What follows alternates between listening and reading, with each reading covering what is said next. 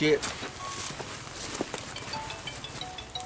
বলা যে পরে কথা বলছি, আমাদের সীমান্তে উভয় দেশের নাগরিকরা খেতাবাদি করে থাকেন এবং এই খেতাবাদি করার কালে ওনাদের যে বর্ডার নিকটস্থ যে জায়গায় ওনারা খেতাবাদি করেন ওখানে নিয়ে অনেক সময় কনফিউশন বা সন্দেহ দেখা দেয়।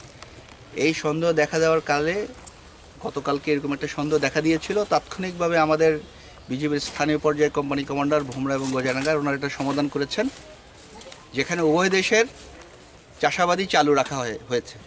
শুধুমাত্র যে অল্প একটু ছোট্ট জায়গায় 10 গজের মতো একটা জায়গায় উভয় দেশেরই, যেটাতে সন্দেহজনকভাবে আমরা উভয় দেশ সন্দেহজনক হওয়ার কারণে উভয় দেশ একমত হয়েছে যে ওখানে আমরা পরবর্তী সার্ভে না করা পর্যন্ত কোনো দেশই ওখানে চাষাবাদ করবে না, উভয় পক্ষের আমাদের স্থানীয় জনসাধারণরা। তো আজকে ওই বিষয়ে আমাদের ব্যাটালিয়ন কমান্ডার পর্যায়ে কথা হলো এবং আমরাও একমত হলাম যে একই কথা যেটা গতকালকে আমরা ঐক্যমত্যে পৌঁছেছি, যে এখানে উভয় দেশের নাগরিকই আপাতত 15 তারিখে আমাদের এটাতে জয়েন্ট সার্ভে হবে উভয় দেশের সার্ভেয়ারদের উপস্থিতিতে। আমি 15 তারিখে আজকে 12 তারিখ, 3 দিন পরে সার্ভে হবে।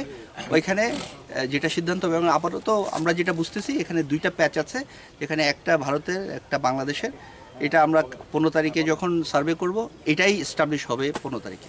আসলে এই গতকালকে যে ইস্যুটা তৈরি হয়েছিল মূলত তারপরে কোনো অপ্রীতিকর কোনো কিছু না কোনো অপ্রীতিকর কোনো কিছু ঘটে নাই। আমরা খুব ভালো আন্ডারস্ট্যান্ডিংয়ে আছি বিএসএফ এর সাথে, বাট একই সাথে আমরা দৃঢ় আছি। আমাদের শুধু এখানে না, বিজিবির সীমান্তের বাংলাদেশের সাথে ভারত এবং মিয়ানমারের সীমান্তের সর্ব জায়গায় বিজিবি বাংলাদেশের ভূখণ্ড আমাদের অখণ্ডতার রক্ষার জন্য সর্বদা বদ্ধপরিকর, এবং এই অনুযায়ী আমরা ব্যবস্থা গ্রহণ করছি। তো আজকে তাহলে শান্তিপূর্ণ পরিবেশে পতাকা বৈঠক সম্পন্ন হয়েছে উভয় দেশের সীমান্তরক্ষী বাহিনীদের আধিকারিকদের মাঝে। জি, এবং এটা নিয়ে উদ্বেগ উৎকণ্ঠার কোনো কারণ নেই। আমরা উভয় দেশের ব্যাটালিয়ন কমান্ডার পর্যায়ে একমত হয়েছি এবং আমাদের যে চলমান সৌহার্দ্যপূর্ণ সম্পর্ক, উভয় দেশের স্বার্থ রক্ষা করে যে সৌহার্দ্যপূর্ণ সম্পর্ক, এটা অব্যাহত থাকে।